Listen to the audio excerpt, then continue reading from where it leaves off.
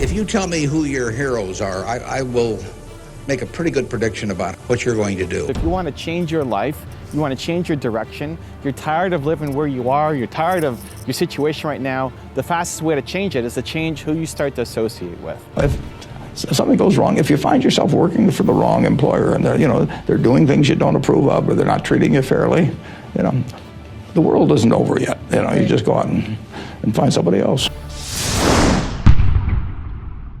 Rise and shine, it's Entspresso time. Hey, it's Carmichael, and I am not a morning person, I'm not. But when you start your day off with a powerful routine that inspires you, like watch one of these videos, it will change your life. So let's start your day off right together. Grab your coffee, know that I believe in you, and get ready for a shot of Entspresso from Warren Buffett. I wake up every morning. Espresso keep me going. I wake up every morning. I was very lucky in life. If you tell me who your heroes are, I will make a pretty good prediction about what you're going to do. And I had the right heroes. I was very lucky in life, and my heroes never let me down, and started with my dad, and then I had others in business. And so I have had great teachers, some formal teachers, some that were just informal teachers by instinct or example. And if I hadn't had those, my life, I'm sure, would have been very different.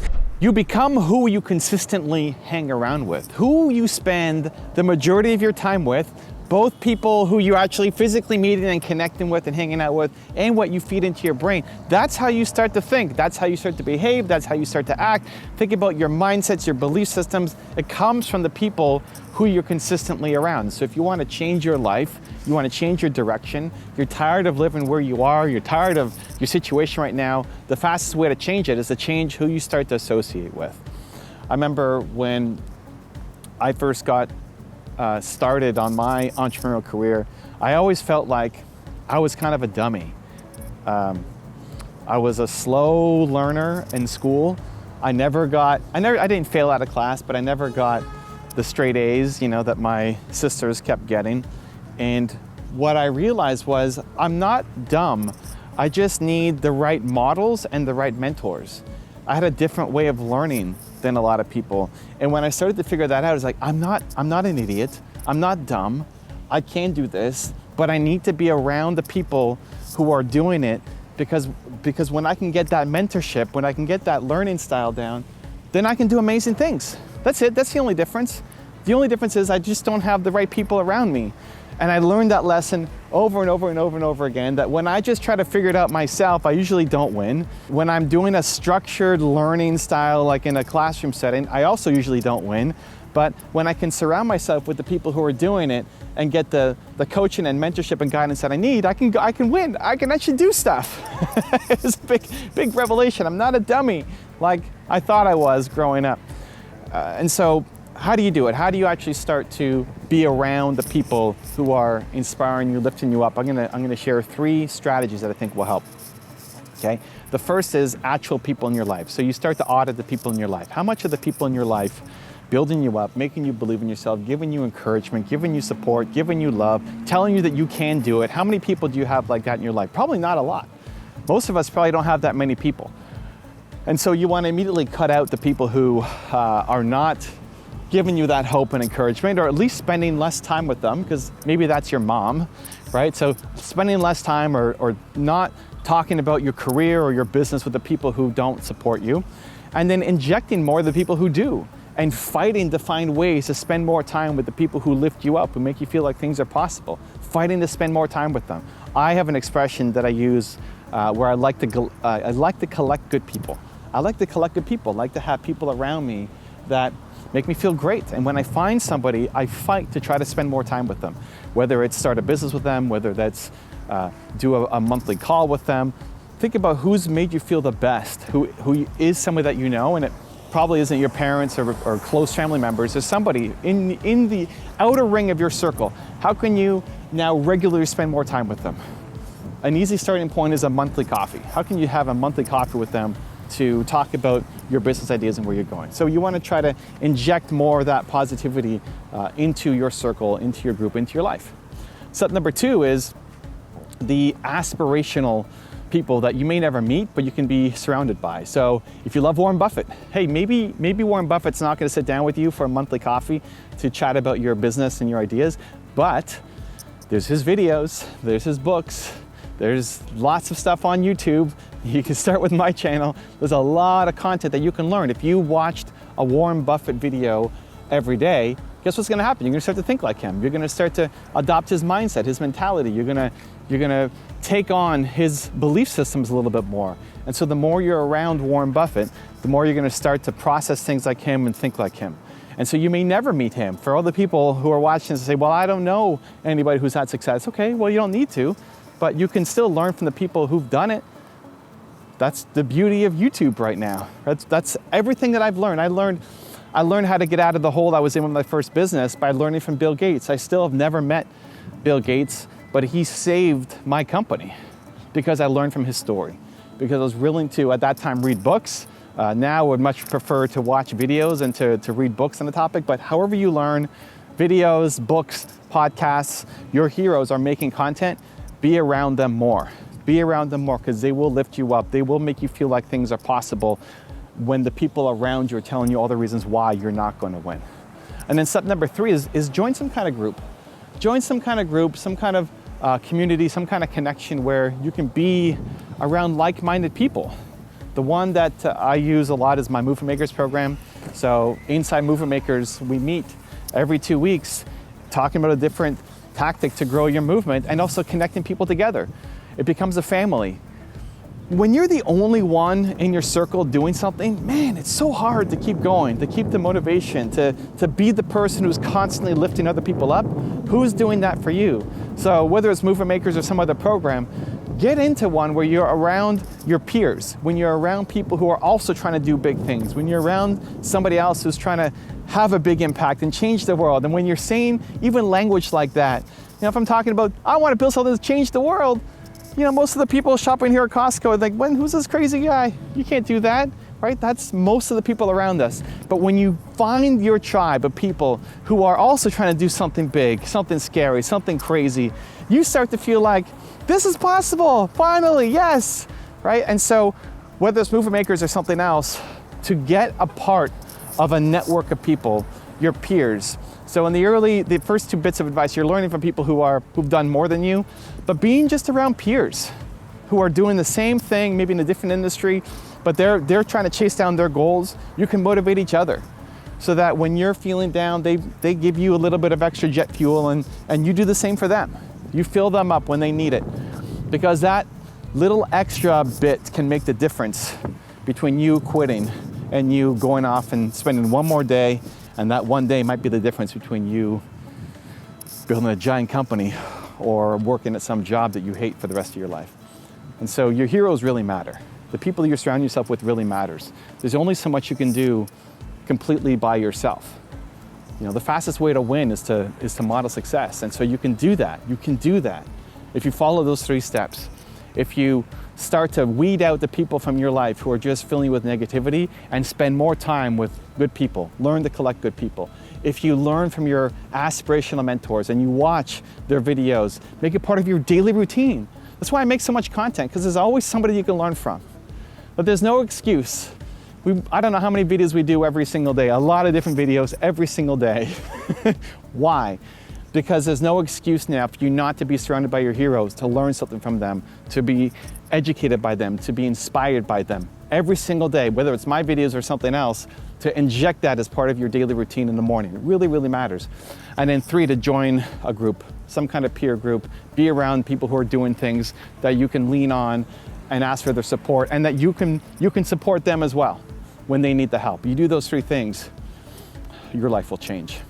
Now I've got some special bonus clips that I think you're gonna enjoy, but before that, it's time for the question of the day. I wanna know, what was your single biggest takeaway from this video and your plan of action for the next week? When you just watch a video and get motivated, you have a 35% chance of actually doing something, making a change. That's what the science says. 35%, that's not enough, Believe Nation, but when you watch a video, you get motivated, and then you create a specific plan of action for what you're going to do, it jumps to 91% chance of you following through. And when you commit publicly, like put it in the comments below what your plan is, it jumps to 95%. So, Believe Nation, your single biggest takeaway from this video and your plan of action for the next week, put it down in the comments below so I can celebrate with you. Also, if you want to have more self-love and self-confidence, I've designed a special free training to help you get it. The science says it can take up to 254 days of consecutive action to build a habit. And if you want to build a habit of self-confidence and self-belief, check it out in the description below. There's a link that will send you a video every day for the next 254 days, 100% free, to shift your confidence forward. The link to join is in the description below. If I ever write a book, it's going to be called Why Smart People Do Dumb Things. My partner says it should be autobiographical. If you ask me to write a story on what is Potomac Electric Power worth or something like that, I can write the story, and that's what I'm doing every day. I'm assigning myself a story, and then I go out and... So if I give them a whole bunch of money, and they love the money, and they don't love the business, no matter what they tell me, 6 months from now, they'll be gone. What are the best ways for youth to get started now in securing their financial future? For what, to secure their financial future? For youth. Youth? Oh, well, it's not very complicated. It goes back to getting full use out of your own talents first. I mean, the difference between whether you're going to be earning X or 2X or 3X a year 20 years from now is going to be a function of how well, not how much talent you have, but how well you use the talents you already have. And so that is your best financial future is your own ability and your a capacity to use those abilities to their potential. And that can't be taken away from you. They can't even tax it. I mean, most things, if you own a piece of real estate, if they double the taxes, they double the taxes, and that changes your ownership in the property, because now, in effect, the taxing authorities own more of it because they've got a greater command on the revenue stream. The same thing about almost any asset you have, but they don't tax what's in your head, and they don't tax your ability to start performing when you get to work in the morning and finish in the evening to your potential. One of the things that amazes me is how people who really do perform well just sort of jump out at you once you're running a business. When I got out of school, I thought, everybody would behave that way, but they don't. Most people sort of go through life in a sleepwalk, and if you don't, you will stand out. So the biggest thing for your financial future is yourself. Well, so speaking of resources, let's talk a little bit about your decision to put your money with Bill and Melinda Gates. You are somebody, obviously, who's, arguably, not even arguably, definitively by numbers, the best in the world in terms of figuring out how to allocate capital. I mean, dollars don't lie, and then put it to work. And yet with philanthropy, you basically outsourced it. How did that? That's true. But when my wife had a baby, I didn't deliver it either. I mean, I didn't fill my kids' teeth. I mean, Adam Smith in 1776 explained specialization of labor. He did a pretty good job of it. And I feel I'm very good at piling up money, and my wife was very good at unpiling it. I mean, it's a very simple formula. And she was going to handle the philanthropy big time, and she did during her lifetime at a moderate level. But basically, I was going to turn it all over to her to handle, and I would pile up during my lifetime. And she died earlier, and therefore I had to make a decision as to what was the best way to use a very large sum of money and get my goals achieved through other people. And there are other people that are better than I am at all kinds of things. I mean, A-Rod's here. I mean, we're not going to get into a home run derby. So I really do believe in getting people that are younger, more energetic, but also experienced. And in the case of Bill and Melinda, have their own money up as well. And they've got identical objectives really with me. Well, in 1973, the Washington Post company had gone public in 1971, right about the Pentagon Papers time. But in 73, the Nixon administration was through B.B. Rebozo, who was a pal of Nixon's, they were challenging the licenses of 2 of the Florida television stations the Post owned. So the stock went from 37 down to 16. Now, at 16, there were about 5 million shares outstanding. So the whole Washington Post company was selling for $80 million. And that included the newspaper, 4 big TV stations, Newsweek, and some other assets, and no debt to speak of.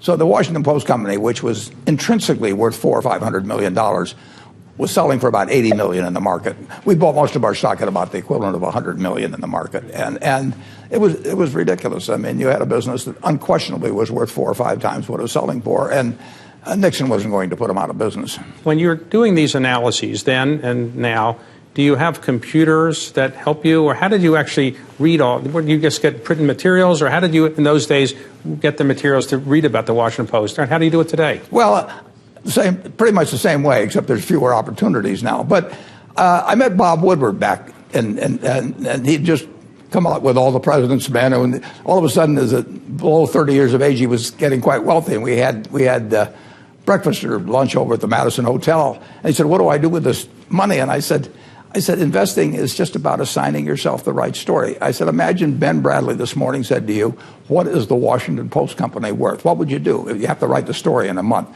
You'd go out and interview TV brokers and newspaper brokers and the owners, and you'd try and value each asset. I said, that's what I do. I assign myself the right story.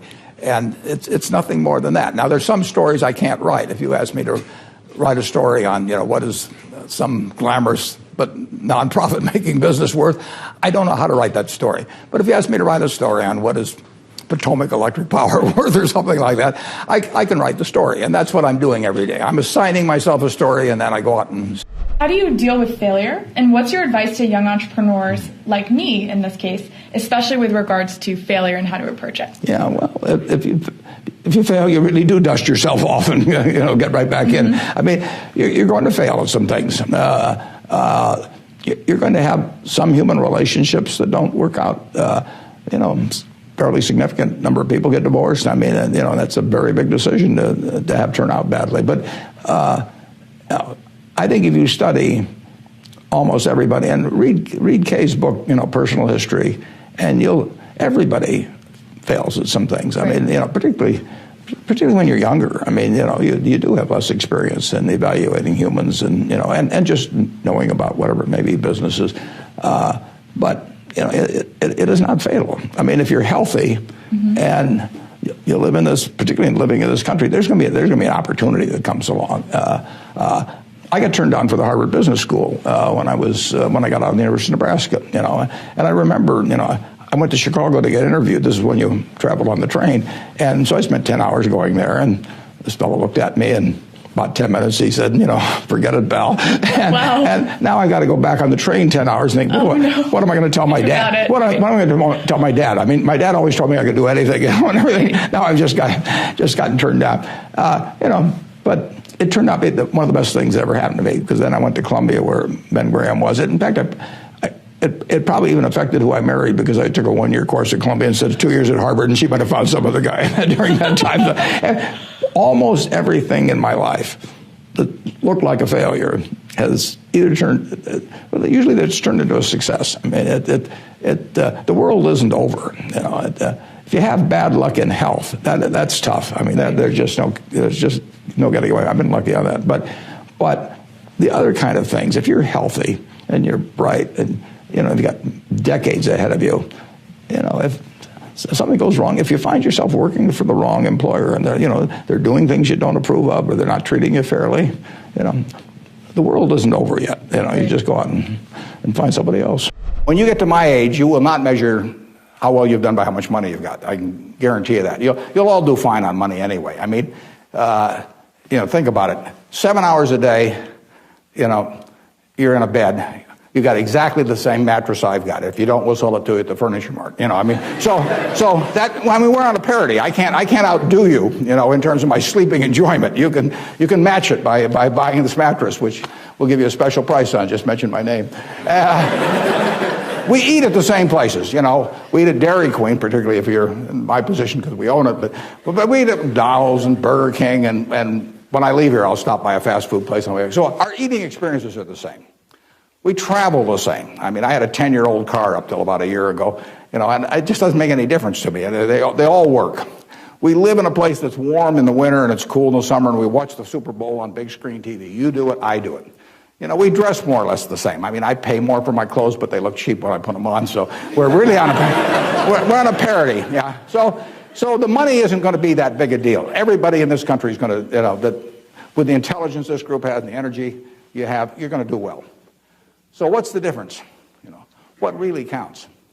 Well, I would say that you will measure, health is enormously important, and that's a matter of a fair amount of luck. I mean, you know, so I'm not shortchanging it. I'm just saying you can't do too much about that.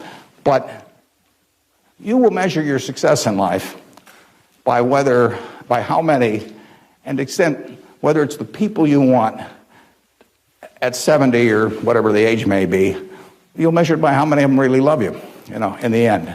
I mean, you can't, you know, you can't buy love. I mean, it doesn't work. You can buy sex, you can buy testimonial dinners, you can buy your name on buildings, you can do all kinds of things. But the only way you get to be, you know, love is to be lovable. It's kind of irritating, actually. If you got a lot of money, it'd be more fun to just write out a check for $1 million. So everybody, you know, from now on loves me.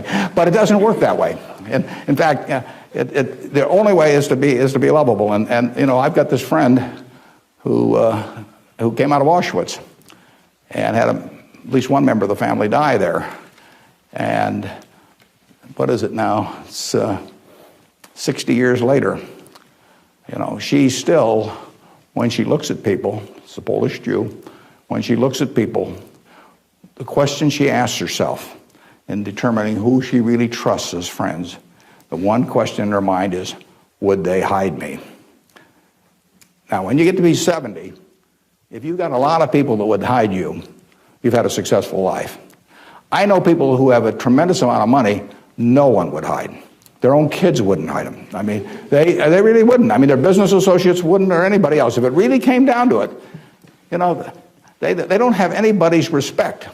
They've got their attention maybe with money or something of the sort, but nobody loves them. And my friend Tom Murphy at Cap Cities TV, I mean, dozens of people would hide Murph, you know. All kinds of people would hide my wife, you know. Ben Graham, a lot of people would hide. My dad would have had a number. And then, like I say, I can tell you people that, you know, everybody may pay homage to them, and the kids may put up with them and hope they don't change their will or something, but the truth is that nobody would hide them. And if you've got a lot of people that would hide you when you get to be 70, you will have had a very successful life. Can you help us understand how to cultivate that mindset of being comfortable saying no, being comfortable delegating? This is something that we found with our members is especially difficult for young women. It's tough. And we'd love to just hear your take on that, and maybe any advice you have to share about that. I met Bill Gates in 1991, and when I did it, we had a great time talking. He thought he was going to hate it, and I wasn't too keen on it either. And about 10 hours later, we were still talking. But what really got him was when I pulled out this little date book. I'm probably the only guy in the United States with one of these still. Oh, no, I have one over there. And I just flipped through it, and, you know, there's practically nothing in it. And Bill was really impressed by that. And you've got to keep control of your time. And you won't keep control of your time unless you can say no. Mm-hmm. You can't let other people set your agenda in life. And, of course, I know I'm in a very fortunate position on that, because in another way, I'm not so fortunate because more people ask me for things. and they're usually friends, and they say, well, can't you just make this one talk or attend this one graduation or whatever it may be? You know, you just have to develop the ability to say no and do it a few times. I mean, you know, if a woman can't say no, she's in trouble, right? Right. And I mean, is this something that becomes easier over time, or how did you? I don't think it's a lot easier. No, it is. There's a few things that really just are uncomfortable in life. The thing I like, the thing I dislike the most, the only thing I really dislike in connection with my job is if I have to fire somebody. I mean, that does not get easier for me as life has gone on. And saying no is not like firing people, but it's got a little bit of the same aspect to it. It's not easy to say no, particularly to a friend. But I will have every day 3 or 4 or 5 requests to do something, and I can't do them all. You know, and But I'm not promising you it gets easier.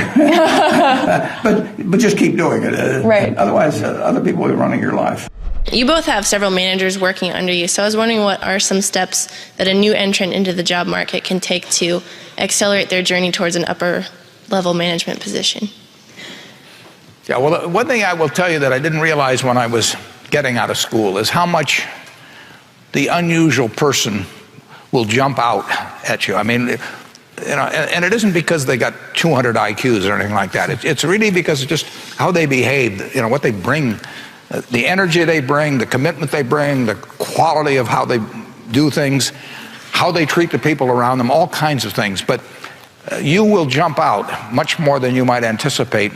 One of the things you would want to be sure to do is, whether you like it or not, get very comfortable, it may take a while, with public speaking, for example. I mean, that's an asset that will last you 50 or 60 years, and it's a liability if you don't like doing it and are uncomfortable doing it, that also will last you 50 or 60 years, and it's a necessary skill. But a lot of the skills are just human skills.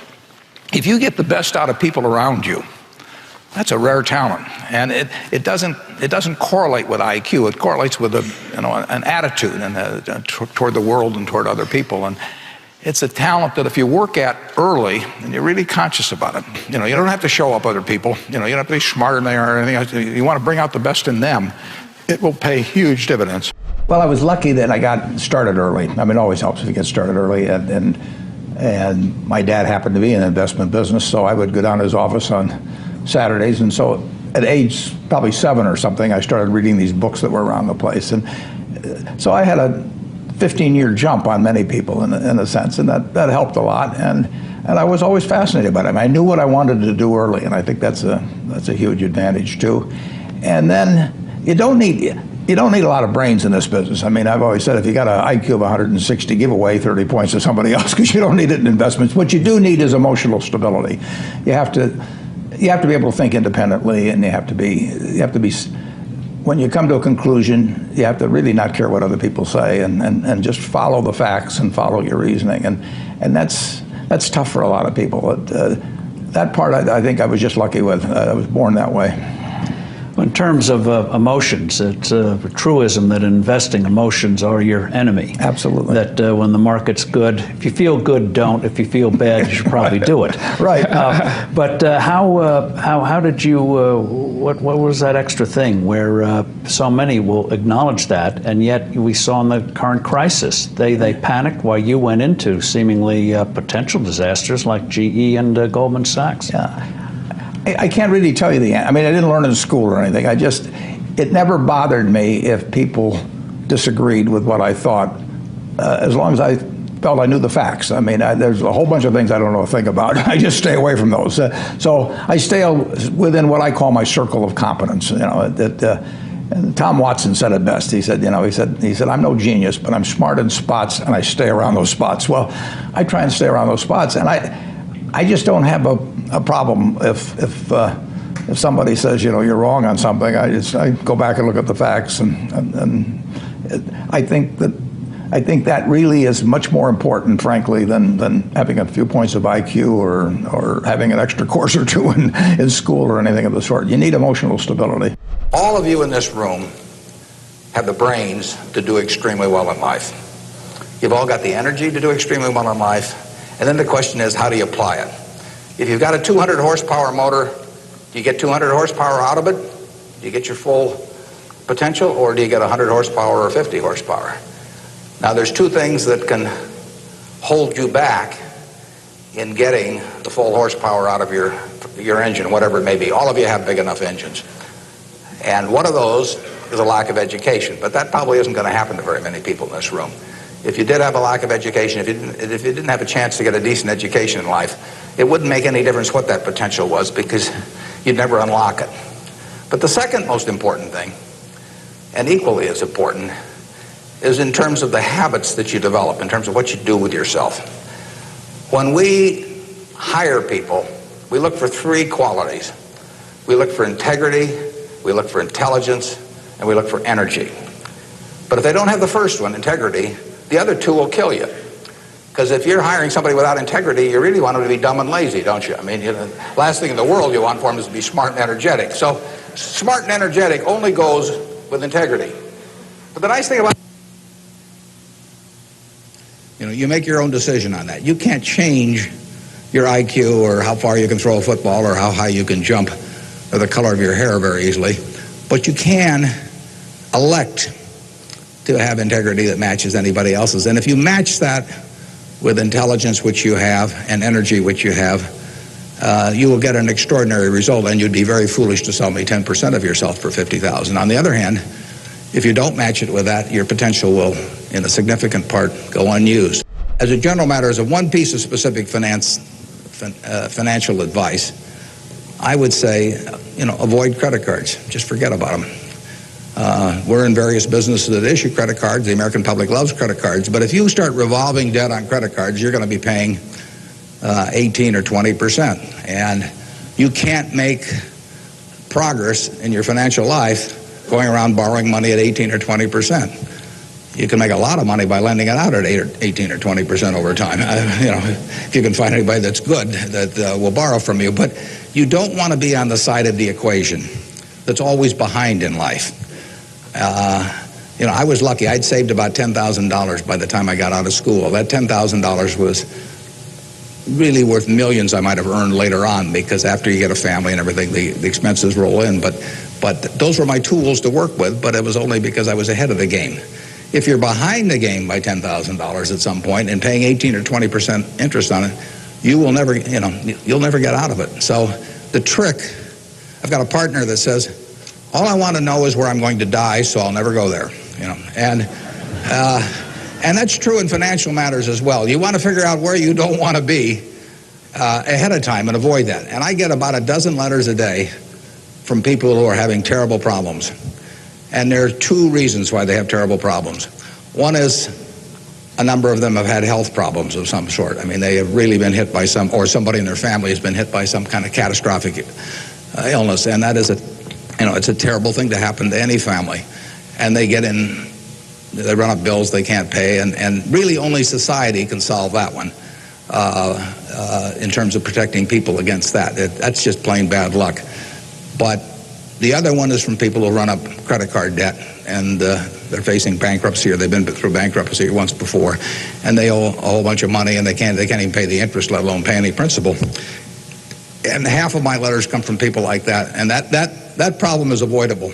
Catastrophic illness is not, but credit card debt is something you bring on yourself, and it's way better, it's way easier to stay out of trouble than to get out of trouble financially. And I will guarantee you, if you run up big credit card debts, you will be in trouble probably the rest of your life in terms of your financial situation. On the other hand, if you get ahead of the game, even it's on a very modest scale, so that money is coming in from investing, and people owe you money, or equities owe you ownership, you'll be way ahead of the game compared to paying it, always paying your creditors every month. So my advice to you is, if you can't pay for it, don't buy it. How would you advise people who aren't necessarily going into a career field in which you would make a large base salary, such as like medicine or something like that, maybe performing arts or music? How would you advise us to keep up financially with the rest of the world? Well, it is true that a market system does not pay as well in some activities as might seem appropriate for the importance of those activities to society. Just take teaching, for example. I mean, teaching does not pay well.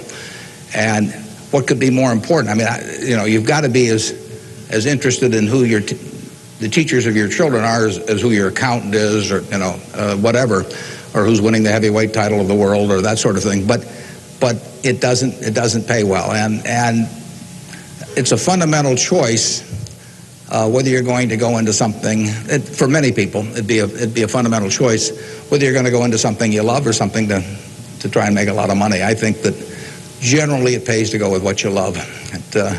I think that it's very hard to find people when they get to be my age who say that they've loved what they've done all their life and feel it was very worthwhile, but they're terribly sad they made that choice because they didn't make a lot of money. I don't think anybody's ever said that to me, that they wish they'd gone into something else where they were uncomfortable doing it or didn't enjoy it, didn't feel very productive, but made a lot of money. So I don't think you'll find that. So I would go to work. I would go to work in whatever turns you on.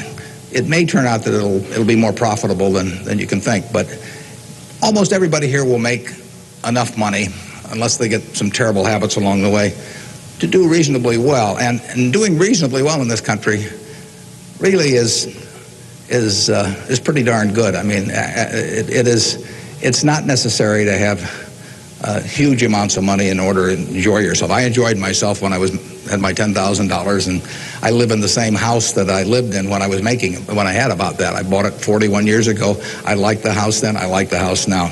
I mean, if you think about it, if you have a reasonable job, you'll be eating at McDonald's and I'll be eating at McDonald's. So we're at a push on food. I mean, you know, in fact, I hope it's Dairy Queen, actually, and maybe and if you come to Dairy Queen, you'll see me. And you can order anything on the menu I can order, and we both can afford it. You know, you'll wear the same clothes I wear. I'll pay more for my suits, but as soon as I put them on, they look cheap on me. So we'll look about the same. And we'll both live in the same kind of houses. I live in that house from 41 years ago, and it's warm in winter, and it's cool in summer, and it's comfortable. And you'll live in a house that's similar. And what difference does it make if you have 50 more rooms or, you know, guest houses or all that? You know, it'll probably just bring you problems. I mean, you have to worry about the greenskeeper or something when you get through. So I have been in the houses of people where the houses are worth probably 200 times what my house is worth, and I would not be any happier in those houses at all. In fact, I'd be less happy. I just have one more thing to worry about, and, you know, dozens of people around the place, and people quitting and people stealing from you and all kinds of things. To hell with it. You know. We'll drive the same kind of car. In fact, you'll probably drive a better car. I drive a car that's about 8 years old. I don't know what it's worth now, but it gets me around fine. I mean, I'm perfectly happy. We'll watch the same television. You know, we'll work on the same computer pretty much. The only difference will be how we travel long distances. You know, I will fly in a plane that's more comfortable than flying Southwest Airlines or something, which I've got nothing against. But that's the one real big difference. And other than that, I do what I like every day. I hope you'll do what you like every day to do. And I work with nice people. I hope you work with nice people. And there's 24 hours in the day, and those are where the hours go. So great wealth is the tiniest bit different in a real sense than having just a decent income, and to trade a decent income and something you love doing and something where you feel worthwhile doing it for huge wealth where you trade off a lot of your principles would be a terrible mistake. And I was wondering, how do you decide what you invest your time and money in? Yeah, well, I like to find businesses that have good economics. Now, what are good economics? Well, good economics are a business that has some kind of a moat around it that makes its product or its service or its location or something a little more desirable to the customer than any other sort of comparable product. You know, the number one candy bar in the last 30 or 40 years has been Snickers. People don't fool around with different candy bars. They fool around with different length dresses, they fool around, you know, with all kinds of things, but they don't fool around with candy bars because they figure, you know, they're going to go in and lay out 50 cents or whatever it is and put it in their mouth. And they're not going to, for 50 cents and putting it in your mouth, I mean, you're not going to say, I'll lay out 45 cents and put something else in my mouth. So you find that very stable. And we like businesses that we think we can figure out where they're going to be in 10 or 15 years. I don't know where the information technology businesses are going to be in 10 or 15 years. I know where Snickers bars are going to be in 10 or 15 years. They're going to be selling just about the, you know, the way they do now. I know where Wrigley's gum is going to be in 10 or 15 years. There's not going to be a lot of innovation in chewing gum. The internet's not going to cause people to quit chewing gum either. I mean, at least, I mean, Gates may think so, but I don't think so. But its predictability regarding the sustainability of a competitive advantage, something special about a product. How do you turn failure into a plus? And it's true. When I was at the University of Nebraska, one day I was reading the Daily Nebraskan, and it said in room 300 or something, at 3 o'clock there will be this panel of 3 professors here at the university, and they're going to award the Nathan Gold Scholarship. I don't know whether you still have that around. And at the time, it said it would give you $500 to go to the graduate school of your choice. I don't know whether it's changed in amount, but that was it. So I read this, and I went there to this room at 3 o'clock that day, or whatever it was, and I walked in the room, and there were the professors, and I was the only student that showed up. I mean, it really got to them. I mean, they were stuck. They kept waiting and looking at their watch and hoping there'd be more candidates, but no one came in. So I won $500 by default. And those are usually my biggest triumphs when nobody else shows up. And so here I was. I had $500 to go toward it wasn't limited. It was any graduate school for a master's degree. So I applied to Harvard. My dad wanted me to. And I shortly heard from Harvard. And they said, go to Chicago and meet this fellow who interviews applicants from the Midwest. So I got on the train, and that's what you did in those days. And I spent 10 hours on the Burlington going to Chicago. Then I transferred to another little interurban train to go up to this country day school where this fellow was the headmaster, and he was the big interviewer for Harvard. And I got there, and after about 10 minutes, he said, better think about something else. He come back later on. I was 19 at the time, and I looked about 12, and I acted about 8. So it was not a great combination. So he said, forget it.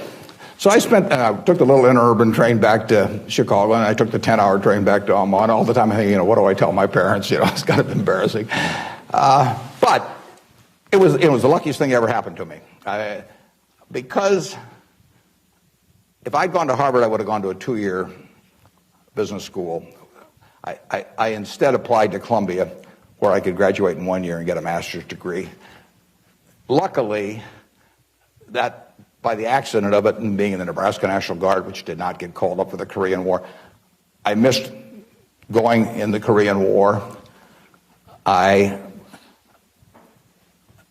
got to meet Ben Graham, which had an enormous effect on me subsequently. And I probably got my wife that way because she was going to Northwestern, and I was able to put on sort of a full court press because I got out in 1 year, and otherwise she'd have met some other guy. I mean, I got her before the competition showed up, and so it worked out wonderfully. It couldn't have worked out better, and that's been my life basically. I mean, things, you will get some disappointments, but the future is what counts. If I knew every decision I was going to make was going to be perfect, it would not be as much fun. It'd be like playing golf and knowing you're going to hit a hole-in-one on every hole. You wouldn't play golf if every time you got on a tee, you just took a swing and the ball ended up in the hole. It'd be fun for a few days and you get on TV, but the game would not be any fun. So it's failure, and I wouldn't even consider them failures, but they're mistakes or whatever you want to call it. They're part of the game, and in the end, you go on, and we've made plenty of mistakes in business. We'll make plenty more, and the Babe Ruth, and for a long time, it subsequently got eclipsed by a few fellows, but he held the record for strikeouts. He also held the record for home runs and was the highest paid baseball player until the modern era came along. So it's part of the game. If you take big swings, you're going to miss sometimes. I have an old-fashioned belief that I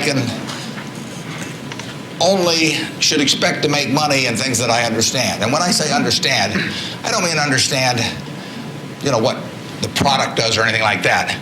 I mean understand what the economics of the business are likely to look like 10 years from now or 20 years from now.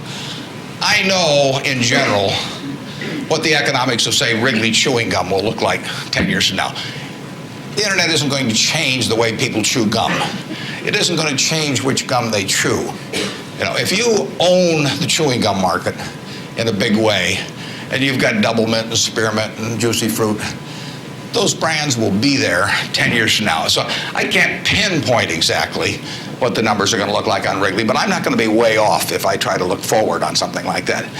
That evaluating that company is within what I call my circle of competence. I understand what they do, I understand the economics of it, I understand the competitive aspects. So figuring out the economic consequences, TV, I think there's, 20, 25 million sets a year sold in the United States. I don't think there's one of them made in the United States anymore. I mean, you'd say TV set manufacturer, what a wonderful business. I mean, everybody, nobody had a TV in 1950, or thereabouts, 45 to 50. Everybody has multiple sets now, but nobody in the United States has made any real money making the sets. They're all out of business. You know, the Magnavoxes, the RCAs, all of those companies.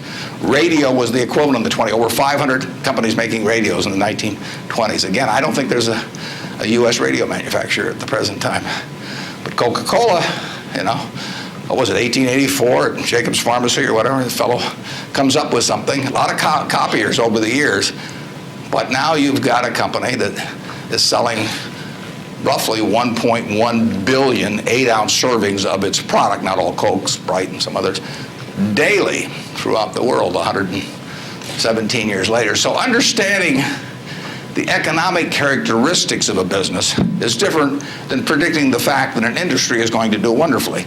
And so when I look at the internet businesses, or I look at tech businesses, I say this is a marvelous thing, and I love to play around on the computer, and now I order my books from Amazon and all kinds of things, but I don't know who's going to win. And unless I know who's going to win, I'm not interested in investing. I'll just play around on the computer. And defining your circle of competence is the most important aspect of investing. It's not how important, how large your circle is. You don't have to be an expert on everything. But knowing where the perimeter of that circle of what you know and what you don't know is, and staying inside of it, is all important.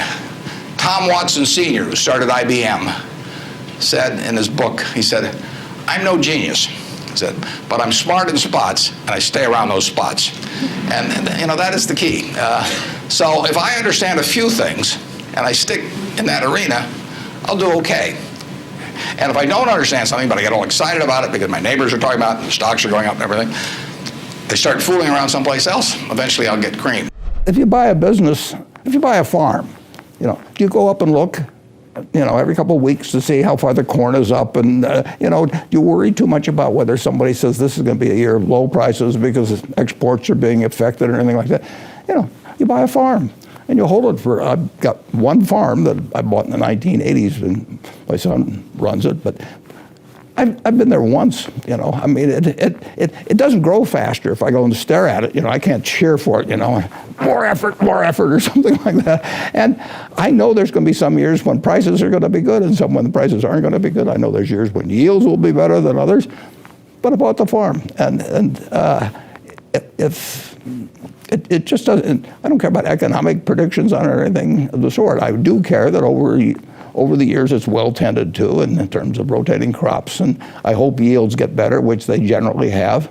In fact, that farm 100 years ago would have probably produced 30 bushels, maybe 35 bushels of corn per acre, and now in a good year, it'd be 200. I mean, we've really made progress in this country. That's one reason commodity prices, if you go back a couple hundred years, they've moved so little, is because we've just gotten better and better at whether it's cotton or whether it's corn or soybeans or all kinds of things. And you and I have benefited from that. And so Apple's kind of like a farm.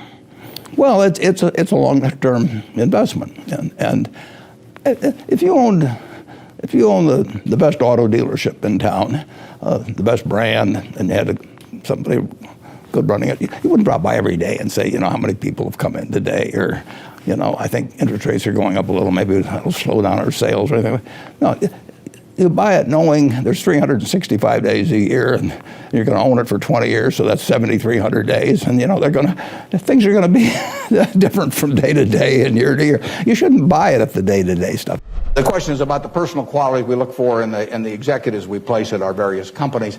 The first thing is we don't usually place them. I mean, they come with them. we don't have anybody to place. So I have the problem occasionally, if somebody dies, or to replace a CEO. But most of our CEOs came with the deal. Clayton Homes, which we're buying, comes with Kevin Clayton running it. We will put no one in there. He will run the place just as before. But in terms of the personal quality, when a seller comes to me with a business, whether it's Clayton or any of the others, Ike Friedman at Borsheim's, Mrs. B at Nebraska Furniture Mart, when they come to me, the first question I have to ask myself, because I'm counting on them to run the place, I have to decide, do they love the money or do they love the business? Now, there's nothing wrong with liking the money. I mean, they all like money, but they've got to love the business. They've got to have a passion for it. Because if I give them a whole bunch of money and they love the money and they don't love the business, no matter what they tell me, 6 months from now they'll be gone. You know, I mean, they'll just all of a sudden say, why am I getting up at 7 in the morning just so I can send a lot of money to Omaha? You know, I mean, it won't work. So they have to love the business. I mean, I want people with a passion for the business. I used to say that I had a one-line employment form, one-question employment form. The question was, are you a fanatic? You know, if you answered yes, you got the job. I was wondering how you define success personally. Well, I can certainly define happiness, because that's what I am. I mean, I mean, I get to do what I like to do every single day of the year, and I get to do it with people I like. And I don't have to associate with anybody. Causes my stomach to churn. The only thing in my job I don't like, and this only happens about every 3 or 4 years, occasionally I have to fire somebody, and I don't like. That's the only thing. Other than I tap dance to work, and I get down there and I think I'm supposed to lie on my back and paint the ceiling, you know, or something like Michelangelo. I mean, that's the way I feel, and it doesn't diminish. It's tremendous fun. So, you know, if they say that success is getting what you want and happiness is wanting what you get. Well, I don't know which one applies in this case, but I do know that I wouldn't be doing anything else. I mean, I do advise you, you know, when you go out to work, go to work for an organization that you admire, people you admire, because it'll turn you on, and you ought to be happy where you are working. And I always worry about people who say, you know, I'm going to do this for 10 years. I really don't like it very well, and then I'll do 10 more years of this. I mean, that's a little like saving up sex for your old age. I mean, not a very good idea. So get right. You would recommend that. Get right into what you enjoy. You know, and you'll be successful at it. You really will. I mean, you won't be able to miss. And you know, that's. I don't regard what I do as the most important thing in the world at all, but it's right for me. I mean, I happen to be wired in a certain way that what I do works in this. If I had to do what, you know, Bill does, I mean, it lasts about 10 minutes. And that's true of a lot of things, but luckily I kind of stumbled into the thing that I do best, and that, you know, that it's worked out well. Warren is probably the most rational person I've ever met. Charlie Munger would be a close rival. And Charlie became a man that Warren depended on heavily. And I think his first experiences in the discarded cigar butt era convinced him that it was not exactly where he wanted to be. He'd made so much money for so long doing what he'd been taught by Ben Graham, which is to buy these very cheap stocks. And if they were cheap enough, he didn't care if it was a lousy company and a lousy management. He knew he was going to make money anyway just because of the cheapness. Charlie Munger has had a big impact on me in moving me toward looking for wonderful companies at fair prices rather than fair companies at wonderful prices. And that was enormously important because it enabled Berkshire to scale up in a way that would have been impossible to do otherwise. We were mental partners right from the moment we met.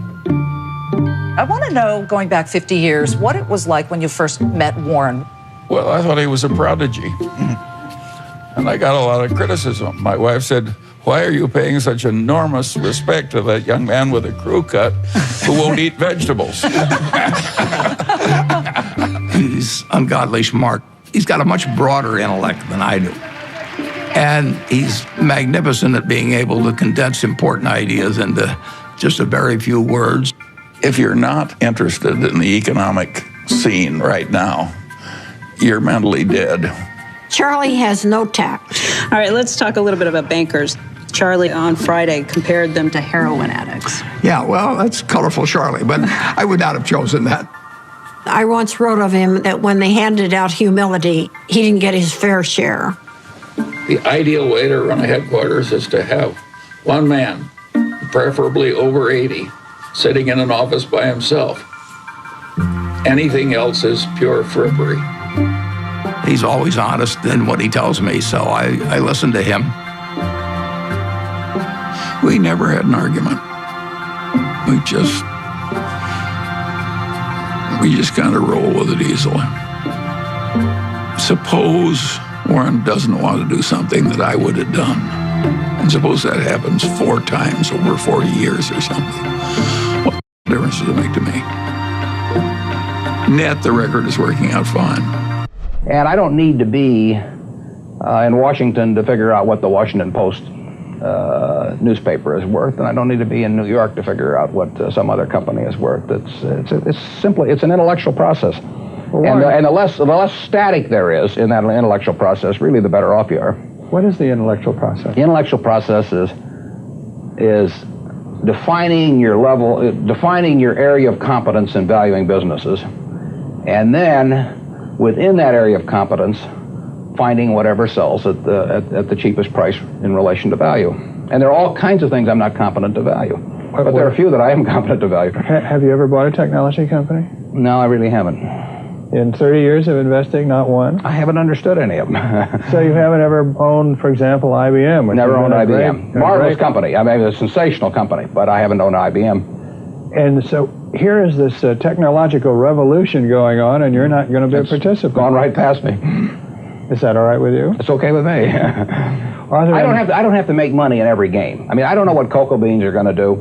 There are all kinds of things I don't know about, and that may be too bad. But why should I know all about them? I haven't worked that hard on them. In the securities business, you literally every day have thousands of the major American corporations offered to you at a price that changes daily. And you don't have to make any decisions. You have to make, nothing is forced upon you. So there are no called strikes in the business. The pitcher just stands there and throws balls at you. And if you're playing real baseball and it's between the knees and the shoulders, you either swing or you get a strike called on you. If you get too many called on you, you're out. In the securities business, you sit there and they throw U.S. Steel at 25 and they throw General Motors at 68, and you don't have to swing at any of them. They may be wonderful pitches to swing at, but if you don't know enough, you don't have to swing.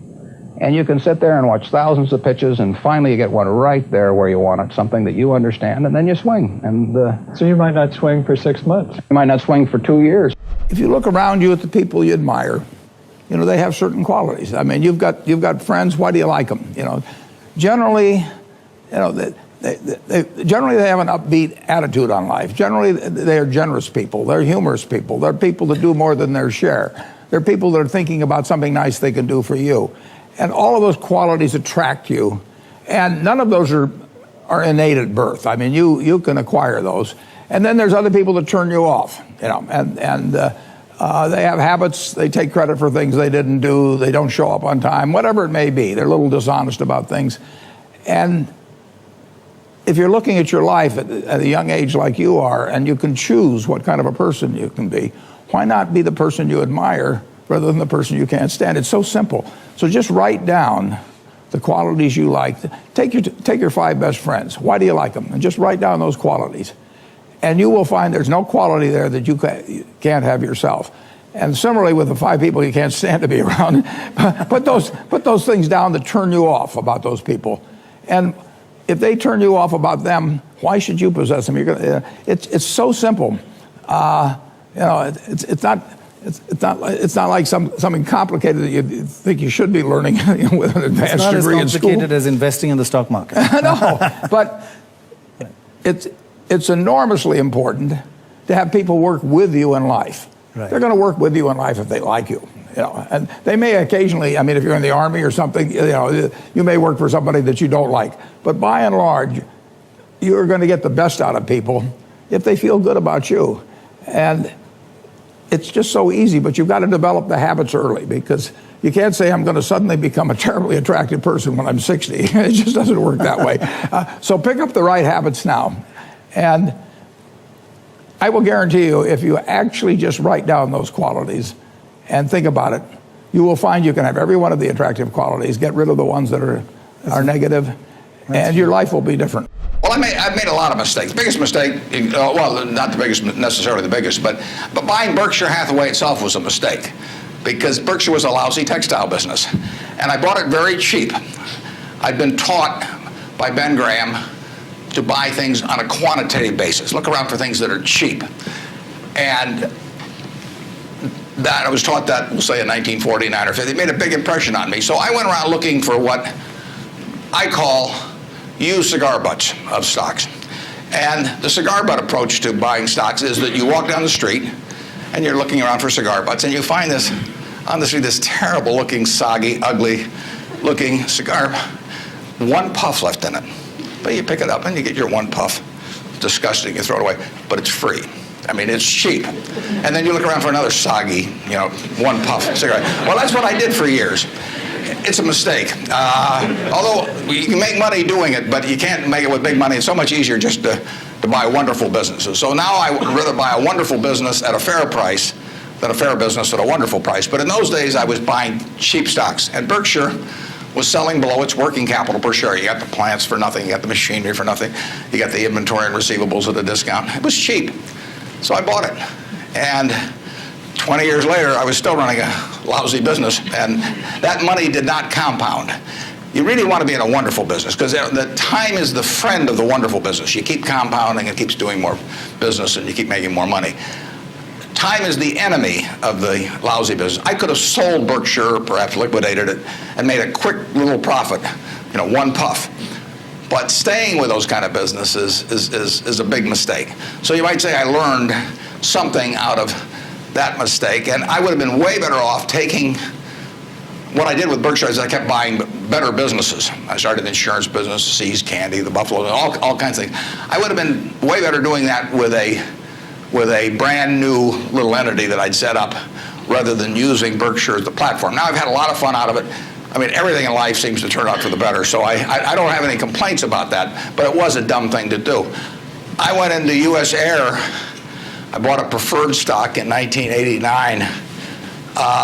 As soon as my check cleared, the company went into the red and never got out. I mean, it was really dumb. I mean, I've got an 800 number I call now whenever I think about buying an airline stock. I call them up any hour that, fortunately, I can call them at 3 in the morning, and I just dial and I say, my name's Warren, I'm an aeroholic, and I'm thinking about buying this thing, and then they talk me down. I mean, it takes hours sometimes, but it's worth it, believe me. If you ever think about that buying an airline stock, call me and I'll give you the 800 number, because you don't want to do it. But we got lucky in terms of how we eventually came out on it, but it was a dumb decision. If you want another amazing Warren Buffett video, check it out right there next to me. I think you'll love it. Continue to believe, and I'll see you there. Somebody told me 10 years ago what was going to happen in the next 10 years. We could have made a lot of money in the bond market together, but there's always a reason afterwards. Tomorrow's paper will say stocks went down today because of.